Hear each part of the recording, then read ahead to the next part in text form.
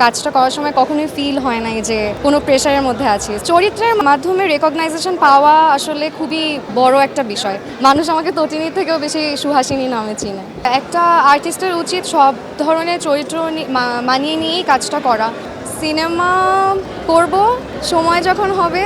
স্টেজেও আমি বলেছিলাম যে this is the first time আমি ঢালিউড অ্যাওয়ার্ডে অ্যাটেন্ড করলাম। আর অ্যাওয়ার্ড আসলে পেতে ভালো লাগে কেন ভাইয়া, because rest of the year award এত মোটিভেটেড করে ভালো ভালো কাজ করার জন্য। অ্যান্ড ভালো কন্টেন্টের জন্য যখন আসলে রেকগনাইজেশন পাওয়া যায় তখন আসলে এটাই তো আসলে আমাদের আর্টিস্ট হিসেবে সার্থকতা। সো তোমাদের গল্প একটা স্পেশাল প্রজেক্ট, মানুষের অনেক ভালোবাসা পেয়েছে অ্যান্ড আমার এই গল্পের প্রথম প্রাপ্য অ্যাওয়ার্ড হিসেবে। সত্যি বলতে আমাদের এক্সপেকটেশনের বাহিরে এইটা মানুষ পছন্দ করেছে। আমরা শুটিংয়ের সময় বুঝেছিলাম যে কিছু একটা ভালো কিছু হবে, এদের একটা ভালো প্রজেক্ট যাবে। আর এত এত ট্যালেন্টেড আর্টিস্ট ছিল, সো এখানে একটু ভয়ও ছিল যে তাদের সাথে আসলে তাল মিলিয়ে কতটুকু অ্যাক্টিং করতে পারবো। প্রত্যেকটা ক্যারেক্টার আমরা এত মজা করে শুটিং করেছি। And credit goes to my director Raj ভাইয়া। উনি আসলে সেটা সবাইকে খুবই প্যাম্পার করে রাখে। সো কাজটা করার সময় কখনোই ফিল হয় নাই যে কোনো প্রেশারের মধ্যে আছি। চরিত্রের মাধ্যমে রেকগনাইজেশন পাওয়া আসলে খুবই বড় একটা বিষয়। সো শালু আমার এমন একটা ক্যারেক্টার। আমার মনে আছে আমি ঈদের কিছুদিন পরে কোনো একটা রেস্টুরেন্টে আমি বসেছিলাম, একটা পিচ্চি মেয়ে এসে আমাকে বলছে যে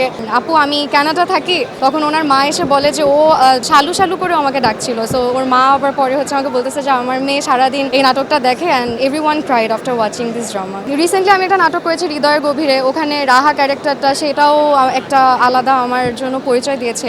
but Suhasini will always be special to my heart. মানুষ আমাকে তটিনীর থেকেও বেশি সুহাসিনী নামে চিনে। আমাদের দেশে পারিবারিক ড্রামা খুব কম হয়, কিন্তু আমরা আসলে দেখতে চাই পারিবারিক ড্রামা। অ্যাজ অ্যান অডিয়েন্স আমিও চাই পারিবারিক ড্রামা দেখতে। আর আমরা মনে হয় অনেক বেশি কানেক্ট করতে পারি পারিবারিক গল্পের সাথে। এই কারণেই আসলে এই গল্পগুলো আমাকে খুব টানে। সো পার্সোনালি এই কারণে আমারও করা হয়। বেশ কিছু কাজই আসবে, নাটকে আসবে, সিএমভিতে বেশ কিছু কাজ আসবে, ক্যাপিটাল ড্রামাতে আসবে, রাজ ভাইয়ার 2টা কাজ আসবে। So I am very very excited for both of the work. একটা খুবই ক্রিটিক টাইপের একটু গল্পভিত্তিক কাজ, আর একটা খুবই ফান কন্টেন্ট। সো দেখি let's hope for the best, আপনারা দোয়া করবেন। একটা আর্টিস্টের উচিত সব ধরনের চরিত্র মানিয়ে নিয়েই কাজটা করা। তো আমার আসলে যখন কনফিডেন্ট পেয়েছি যে না আমি এখন ডিফারেন্ট ভ্যারিয়েশনের কাজ করতে পারবো, অডিয়েন্স আমাকে অ্যাকসেপ্ট করবে, তখনই আসলে এই ডিসিশনটা নাও। আমি আসলে কখনোই প্রোটাগনিস্ট ভিত্তিক কাজ, এটা একদমই ভুল কথা। আমি শুরু থেকে চেয়েছি গল্প ভিত্তিক কাজে আমার চরিত্রের যেন একটা রেলেভেন্স থাকে।